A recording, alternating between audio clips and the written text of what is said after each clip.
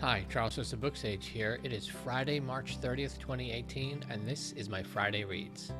This Friday Reads is a little different than some of my normal Friday Reads. This is sort of a March wrap-up, in a way. It's a March TBR, it's a March wrap-up, it's what I read in March.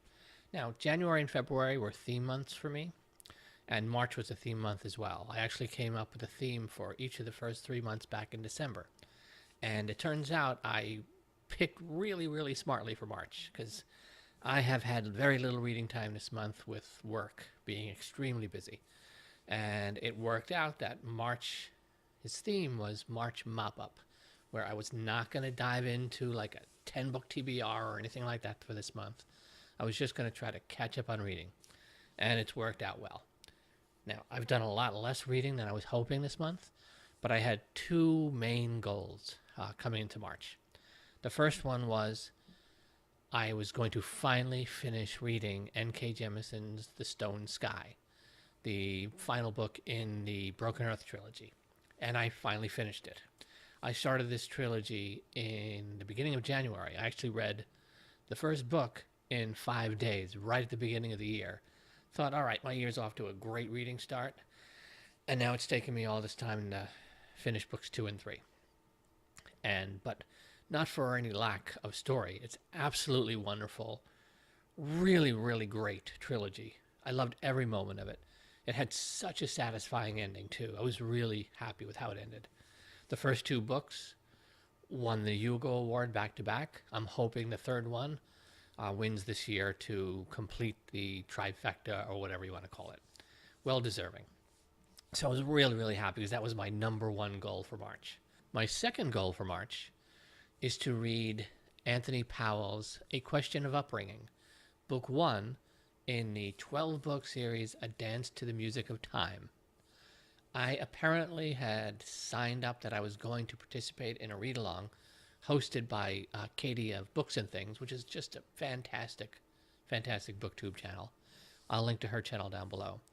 She is starting a read-through of this whole 12-book series starting this month in March, and for the next 12 months.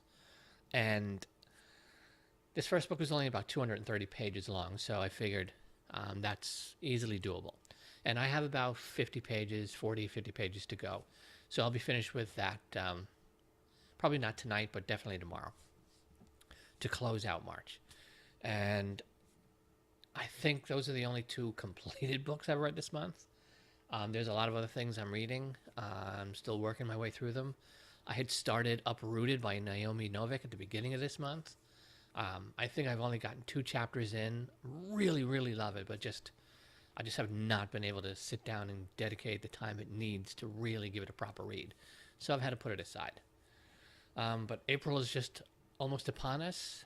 It is going to be another theme month. Actually, April and May's themes go together.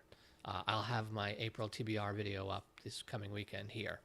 And I'm really excited. This is a reading experience I've been waiting for a long time. More May's is. April is sort of read up or build up to it. You'll see when you see what my TBR is. But so far, not anywhere near as much as I wanted to read in March. My reading this weekend, again, is finishing up the Anthony Powell book. Really interesting so far. I've been wanting to read more classics, and one thing about Powell is he loves really long sentences. He loves to have a sentence take up half a paragraph. That's one of the things I've noticed about him. And he also references a lot of actual real paintings in his book so far. Like, he'll describe the way someone is sitting with his, like, knees up to his chest, crouching. The narrator will say it reminds him of a particular painting. And there's a picturesinpowell.com, I think it is, website, where someone actually put together, here's all the actual real paintings Powell's referencing in this whole series, and it's put together book by book. So I've had that kind of as a companion piece. Anytime Powell mentions an actual piece of artwork, I can go pop that up real quick and see the actual thing. Pretty cool. Besides that, my other reading this weekend, of course, is continuing my Harry Potter First Time Reread series. I am still early on in the Goblet of Fire. My actual last set of chapters that I read was the chapters leading up to and including the Quidditch World Cup. This past Monday's video, I recorded a discussion video instead of my normal set of like chapter summary and thoughts. And it was the ethical dilemma of the Obliviate spell. I'll link that up here for those who are interested or may not have seen that. I've been noticing as I do this reread certain things that I didn't really catch before because I read it so fast. And there's a lot of ethical problems that exist in the wizarding world, and this most recent video discusses one of them.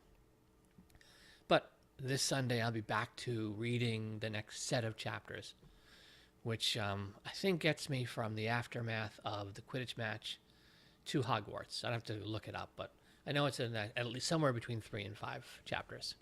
So that's going to be this weekend's reading as well.